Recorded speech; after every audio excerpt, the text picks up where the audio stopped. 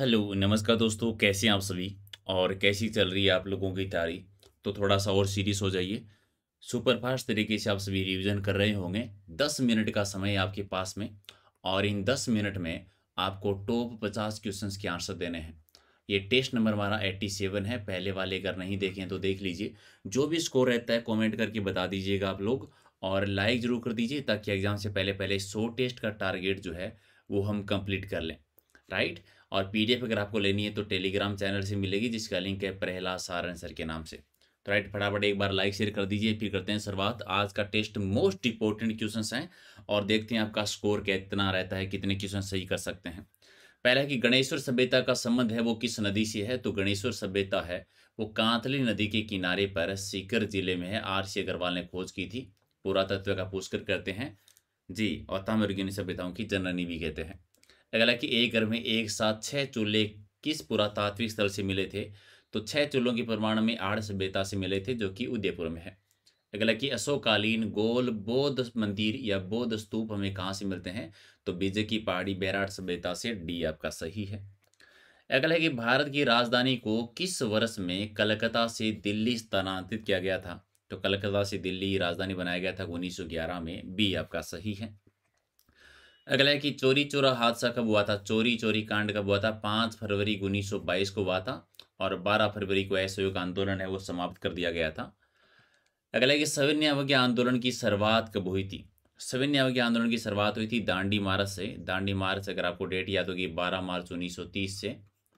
ठीक है जी, तो राइट आंसर आपका 1 नंबर। अगला है कि अकबर ने राणा प्रताप को समझाने के लिए प्रथम राजदूत किसे भेजा था? टोटल 4 भेजे थे।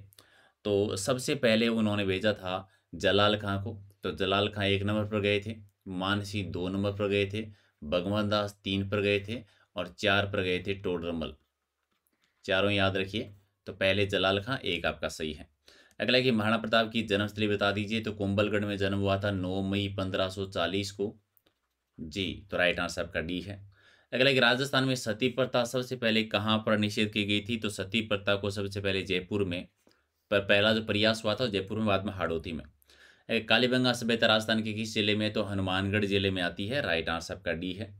अगला है कि लौह अयस्क से लोहा बनाने की प्राचीनतम भट्टियां हमें कहाँ से मिली है? सबसे प्राचीन भट्टियां हमें सोनारी से मिलती है। सोनारी सभ्यता झुंझुनू जिले में है। अगला है कि निम्न में से बड़ी संख्या में मालव सिक्के और आहत मुद्राएं हमें कहाँ से मिली है? मालव जनपद की राजधानी नगर हुआ करती थी। नगर है ये टोंक जिले में आता है। तो नगर से मिले हैं। राइट आंसर आपका सी है। अगर एक राजस्थान में सर्वाधिक ग्रामीण लिंगानुपात वाला जिला बता दीजिए। एक ही जिला है ग्रामीण लिंगानुपात में सर्वाधिक पाली जिसका 1003 है।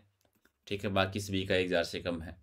राजस्थान में न्यूनतम जनसंख्या वाला जिला कौन सा है? सर्वाधिक जनसंख्या जो है वो है जयपुर में और सबसे कम जनसंख्या है वो है जैसलमेर में। तो डी आपका सही है।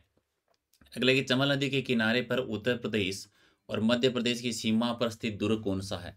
तो शेरगढ़ दुर्ग है जो कि यूपी एमपी की सीमा पर है और ये धौलपुर में आता है। चंबल नदी के किनारे पर है। अब यहाँ पर याद क्या रखना है? शेरगढ़ 2 है राजस्थान में। एक शेरगढ़ बारां जिले में है जो कि परवन नदी के किनारे पर है, तो वो भी याद रखिएगा। अगला कि सेवन घास राजस्थान के किस जिले में? तो सेवन घास जैसलमेर में, पश्चिमी राजस्थान में। सी आपका सही है। और राजस्थान का सबसे ऊंचा शिखर गुरु शिखर की ऊंचाई कितनी है? 1727 या फिर मिलेगी 1722, दोनों ही याद रखिए। 1722 1727। अरावली पर्वत श्रृंखला से निकलकर कच्छ के रण से होती हुई कौन सी नदी अरब सागर में जाती है? तो अरावली श्रृंखला से निकलती है नागपाड़ से लूनी नदी जो अपना जल है वो कच्छ के रण में गिराती है। तो राइट आंसर आपका सी है। अगला है कि किस राज्य में राष्ट्रीय उद्यान वैली ऑफ फ्लावर्स है? वैली ऑफ फ्लावर्स जो है ये कहाँ पर है? तो उत्तराखंड में है। उत्तराखंड में है यानी राइट आंसर का 1 नंबर। अगला है कि जवाहर सागर बांध का निर्माण है वो किस परियोजना के अंतर्गत हुआ था? तो चंबल परियोजना में, क्योंकि चंबल नदी पे ही बना हुआ है ये। तो राइट आंसर आपका सी है। अगला है कि पश्चिमी रेगिस्तान में स्थित खारे पानी की झीलें किसके अवशेष हैं? खारे पानी की झीलें वो टेतीस सागर के अवशेष हैं। पश्चिम मरुस्थल भी टेतीस सागर का ही अवशेष है और सर्वाधिक खारे पानी की झीलें नागौर में है। अगला है कि मनखारो मेलो किस जनजाति का कुंभ कहलाता है? मनखारो मेला है ग्रासिया जनजाति का, यानी बी आपका ठीक है। अगला है कि मेमद आभूषण कहाँ पर पहना जाता है? मेमद आभूषण पहना जाता है सिर पर, यानी 1 आपका सही है। अगला है कि वीर विनोद पुस्तक की रचयिता कौन है? वीर विनोद पुस्तक किसने लिखी थी? श्यामल दास जी के द्वारा लिखी गई थी, मेवाड़ में सज्जन सिंह के दरबार में। अगला है कि गलियाकोट का उर्स किस जिले में बढ़ता है? गलियाकोट का उर्स बढ़ता है डूंगरपुर जिले में, यानी राइट आंसर आपका डी हो जाएगा। अगला है कि भीलों के गांव के मुखिया को क्या कहते हैं? भी गांव का मुखिया गमिती कहलाता है। और राजस्थान में नौटंकी का प्रचलन किसने किया था? नौटंकी श्री भूरीलाल जी ने, यानी राइट आंसर आपका एक है। अगला कि मेवाड़ मारवाड़ की सीमा प्रहरी के लिए विख्यात दुर्ग कौन सा है?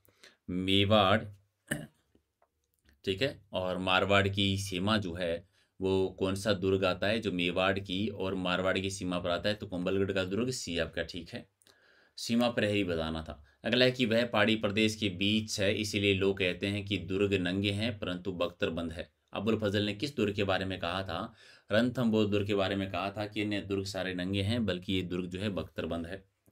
अगला है कि किसने रकत परिसंचरण की खोज की थी? रकत परिसंचरण की खोज किसके द्वारा की गई थी? विलियम हार्वे के द्वारा, सी आपका ठीक है। अगला है कि किसकी उपस्थिति के कारण स्टेनलेस स्टील क्षरण को रोकता है? तो ये क्रोमियम की उपस्थिति की वजह से, डी आपका ठीक है। केंद्रीय शोषक क्षेत्र अनुसंधान यानी काजरी कहाँ पर है? तो काजरी संस्था है वो जोधपुर में है, यानी डी आपका सही है। अगला कि भाग किस भारतवर्षी को गूगल का सीईओ बनाया गया है? तो सुंदर पिचाई, यानी बी आपका सही आंसर। अगला कि विश्व रेड क्रॉस दिवस कब मनाया जाता है? तो विश्व रेड क्रॉस दिवस हर साल मनाते हैं 8 मई को, एक आपका सही है। अगला है कि सूर्य मंदिर के लिए प्रसिद्ध बता दीजिए कौन सा स्थान है? सूर्य मंदिर राजस्थान झालापाटन झालावाड़ के भी हैं, सूर्य मंदिर राजस्थान में ओसिया के प्रसिद्ध भी हैं, और सूर्य मंदिर राजस्थान में भीनमाल जालोर का भी प्रसिद्ध है। अगला है कि भूमि दुर्ग की श्रेणी में कौन सा दुर्ग आता है? तो लोहागढ़ दुर्ग, भरतपुर का किला, मिट्टी का किला नवीनतम दुर्ग है, ये भूमि दुर्ग की श्रेणी में है, बाकी सारे तो पहाड़ी पे बने हुए हैं। अगला है कि संविधान में वन संबंधी विषय किस सूची में है? तो वन संबंधी विषय हैं वो समवर्ती सूची में आते हैं, यानी जिन पर केंद्र सरकार राज्य सरकार दोनों कानून बना सकती है। अगला है कि भारत का सबसे ऊंचा पठार कौन सा है? तो भारत का सबसे ऊंचा पठार है लद्दाख पठार। आप राजस्थान का बता दीजिए कमेंट करके, राजस्थान का सबसे ऊंचा पठार कौन सा है?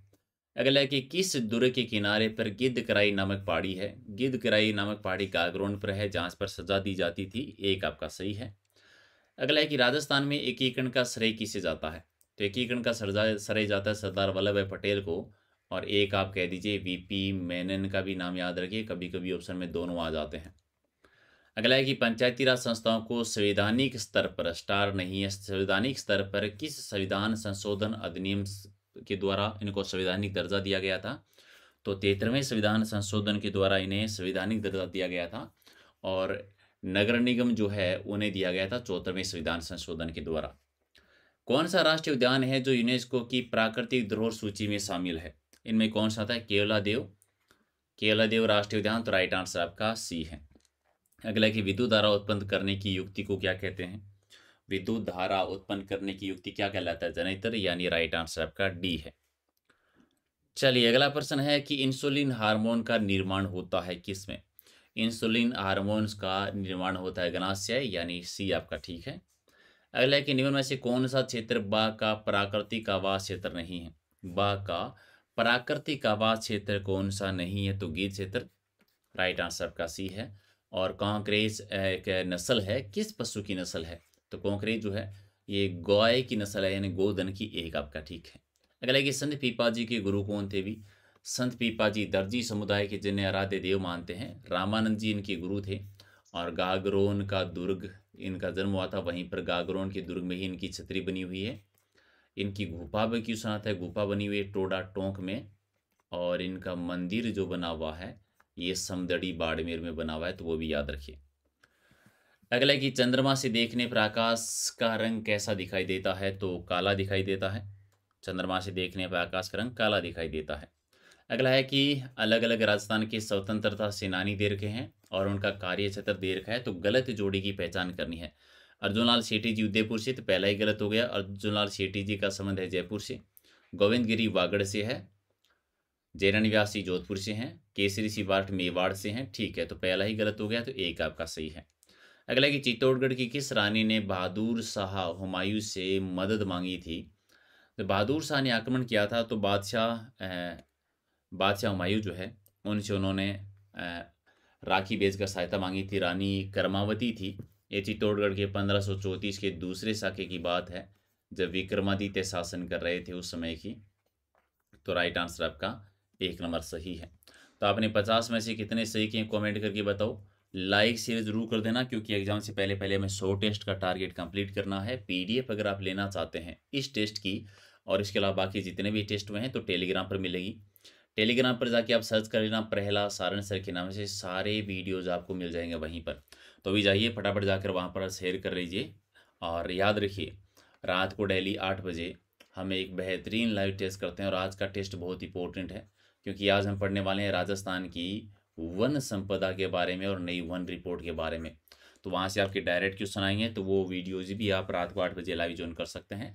एक बार फटाफट लाइक शेयर कर दो, और करंट अफेयर वाली सीरीज़ नहीं की देखी है तो वो भी देख लीजिए, क्योंकि 1 साल का करंट अफेयर भी हम इसी प्रकार से सुपरफास्ट तरीके से रिविजन कर रहे हैं।